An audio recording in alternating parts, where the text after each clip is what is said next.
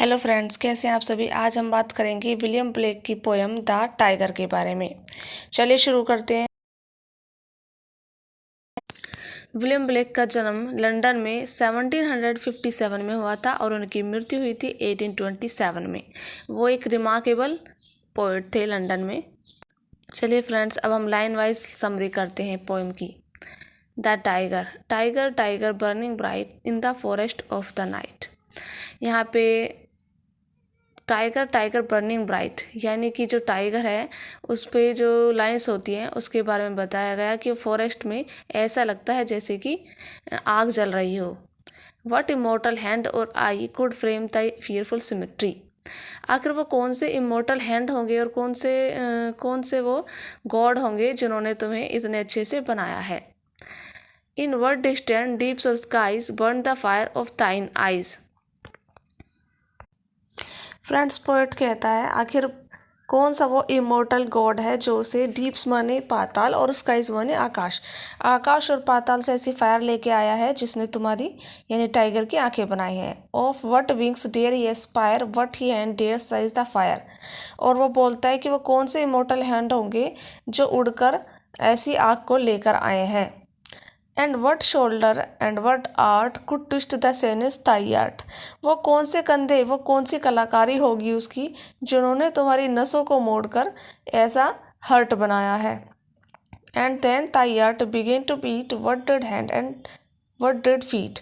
और यहाँ पे भगवान के बारे में बताया गया, उस गॉड के बारे में बताया गया कि आखिर उसने तुम्हें कैसे अपने हाथों से, खतरनाक हाथों से तुम्हारे दिल को बनाया होगा। और जब तुम्हारे दिल में जान पड़ गई हो गई तो तुम्हारे हाथ और पैर कितने भयानक नजर आ रहे होंगे।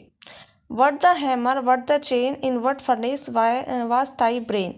और वो कौन सी हथौड़ी होगी, कौन सी चेन होगी जिसे पीट कर, या फर्नेस माने होता है भट्टी, भट्टी में डालकर तुम्हारा ब्रेन बनाया होगा। What the anvil what did grasp dare is deadly terror clasp. और वो कौन सा एनविल होगा, एनविल का मतलब होता है फ्रेंड्स जिस पर लोहे को रख के पीटा जाता है। वो कौन सा एनिमल होगा जिस पे तुम्हें बड़े ड्रीड ग्रास्प यानी खतरनाक ढंग से पकड़ के उस पर तुम्हारा आकार दिया होगा। When the stars threw down their spears and waters heaven with their tears। यानी कि जब स्टार्स ने इस भयानक आकृति को देखा होगा तो वो भी रो रो कर उन्होंने हेवन यानी स्वर्ग को भर दिया होगा, या फिर उनकी आंखों से आंसुओं से पूरा हेवन भी भर गया होगा। Did he smile his work to see? Did he who made the lamb make thee? और जब उसने ये बनाया होगा तो क्या वो हंसा होगा। Did he who made the lamb make thee? वो उसने क्या सोचा होगा कि जिसने लैम्ब को बनाया है वो ऐसा खतरनाक भी जानवर भी बना सकता है। Tiger tiger burning bright in the forest of the night what immortal hand और आई टीयर फ्रेम ताई फियरफुल सिमेट्री। और फ्रेंड्स, इसको जो पैराग्राफ है ये फर्स्ट पैराग्राफ ही है और इसमें ही बताया गया कि आखिर कौन सी वो शक्ति होगी, इमोर्टल पावर होगी जिसने तुम्हें बनाया होगा। चलिए फ्रेंड्स, अब हम पोएम की समरी देख लेते हैं। The poem begins with the speaker asking a fearsome tiger what kind of divine being could created it.